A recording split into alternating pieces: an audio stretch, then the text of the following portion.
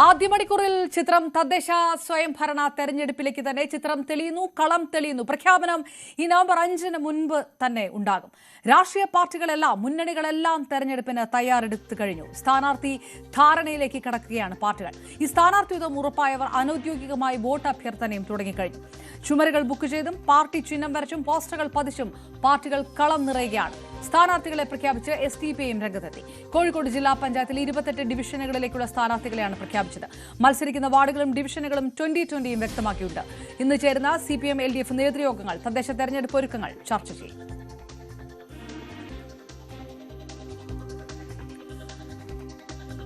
മൂന്ന് മുന്നണികളും വളരെ ശക്തമായി ഇനി നടക്കാനിരിക്കുന്ന സംസ്ഥാന തെരഞ്ഞെടുപ്പിന്റെ ക്വാർട്ടർ മത്സരം എന്ന രീതിയിൽ തന്നെ കണക്കാക്കുന്നു ഈ തദ്ദേശ തെരഞ്ഞെടുപ്പിലേക്ക്. അതുകൊണ്ട് തന്നെ പ്രധാനപ്പെട്ട മുഖങ്ങളൊക്കെ തദ്ദേശ തെരഞ്ഞെടുപ്പിൽ ഉണ്ടാകുമെന്നുള്ള സൂചനകൾ നേരത്തെ തന്നെ ഉണ്ടായിരുന്നു.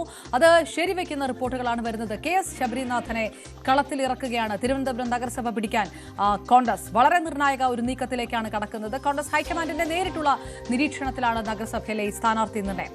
നഗരസഭയിലെ ആദ്യഘട്ട UDF സ്ഥാനാർത്ഥി പട്ടിക നാളെ പ്രഖ്യാപിച്ചേക്കും. News 18 exclusive.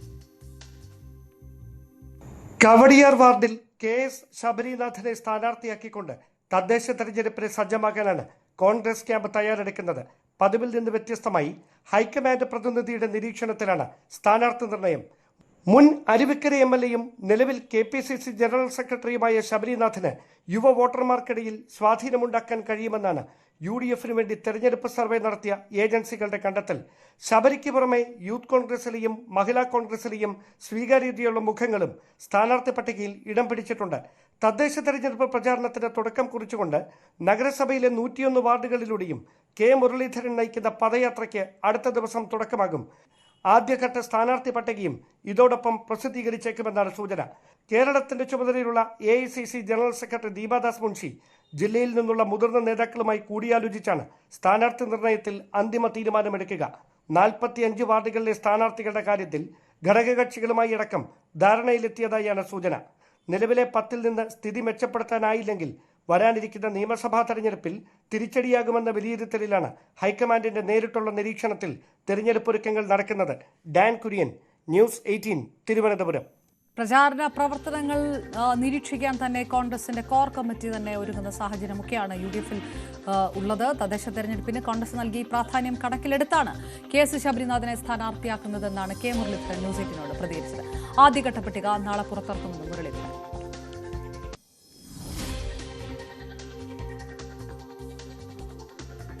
തദ്ദേശ തെരഞ്ഞെടുപ്പിന്റെ മുന്നൊരുക്കങ്ങളിലേക്ക് കോൺഗ്രസ് കടന്നിരിക്കുകയാണ്. K മുരളീധരനാണ് UDFിന്റെ പ്രവർത്തനങ്ങൾ ഏകോപിപ്പിക്കുന്നത്. മുരളീധരൻ എന്നോടൊപ്പം ചേരുന്നു.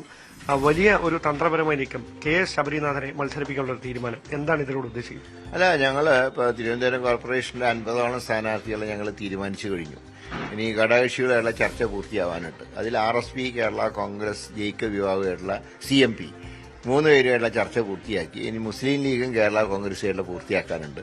അത് ഇന്ന് പൂർത്തീകരിച്ച് ഒരുപക്ഷെ ഇന്ന് തന്നെ പ്രാഥമിക പട്ടിക ഞങ്ങൾ പുറത്തിറക്കും, അല്ലെങ്കിൽ നാളെ എന്തായാലും പുറത്തു വരും. അപ്പൊ ഈ താങ്കളെ ഒരു 101 മണ്ഡലങ്ങളുടെ വാർഡുകളിലൂടെ ഒരു യാത്ര അടുത്ത ദിവസം അത് നാളെ മുതൽക്ക് യാത്ര ആരംഭിക്കുകയാണ്. 101 വാർഡുകളും കേന്ദ്രീകരിച്ചിട്ടുള്ള സമ്മേളനങ്ങളും ജാഥകളുമാണ് നടത്തുന്നത്. അപ്പൊ നമുക്ക് ഈ വലിയൊരു പോരാട്ടം കാഴ്ചവെക്കാൻ കഴിയുമെന്ന തീർച്ചയായിട്ടും ഇത്തവണ കോൺഗ്രസ് UDF അധികാരത്തിൽ വരണം.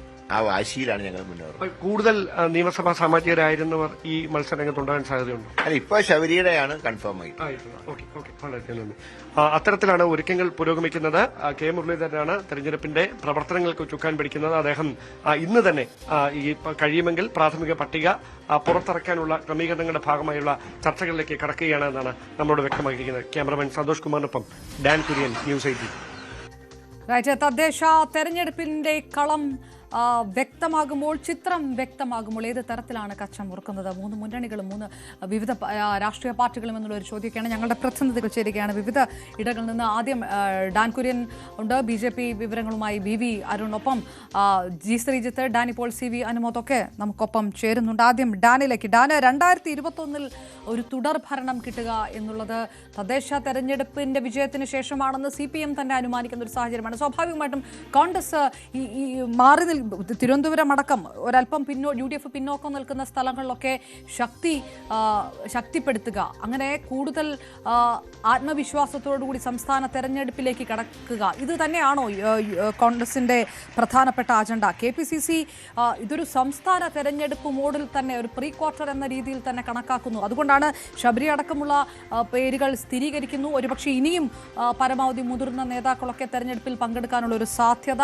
അങ്ങനെ ഇടത് സർക്കാരിന് തദ്ദേശ തെരഞ്ഞെടുപ്പ് തന്നെ ലക്ഷ്യമിട്ടുകൊണ്ട് വീഴ്ചകൾ പറഞ്ഞുകൊണ്ടുള്ള ഒരു പ്രചാരണത്തിലേക്ക് കടക്കാൻ കഴിയുക, അതാണോ കോൺഗ്രസിന്റെ ഒരു അജണ്ട, ഒരു പ്രചാരണ തന്ത്രം? ആ തരത്തിലാണോ തുടങ്ങുന്നത്?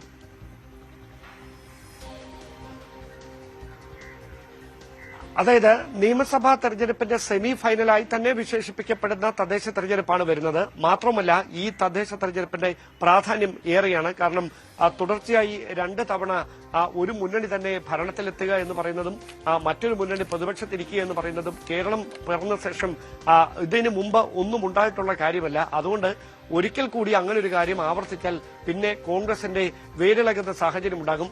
അതുകൊണ്ട് തന്നെയാണ് അത്രമാത്രം പ്രാധാന്യത്തോടെ കോൺഗ്രസ് ഈ തദ്ദേശ തെരഞ്ഞെടുപ്പിനെ നേരിടാൻ ഒരുങ്ങുന്നത്. കാരണം ഇങ്ങനെ വാർഡുകളിൽ ആര് മത്സരിക്കണമെന്ന കാര്യത്തിൽ കോൺഗ്രസ് ഹൈക്കമാൻഡ് പ്രതിനിധി കൃത്യമായി നിരീക്ഷണം നടത്തുക എന്നൊക്കെ പറയുന്നത് കോൺഗ്രസിനെ സംബന്ധിച്ച് മുമ്പുള്ള ഭാവിയിലൊന്നും അത്തരത്തിലുള്ള കാര്യങ്ങളൊന്നും കേട്ടിട്ടുണ്ടാവില്ല, കേട്ടുകേൾവിയുള്ള കാര്യമേ അല്ല.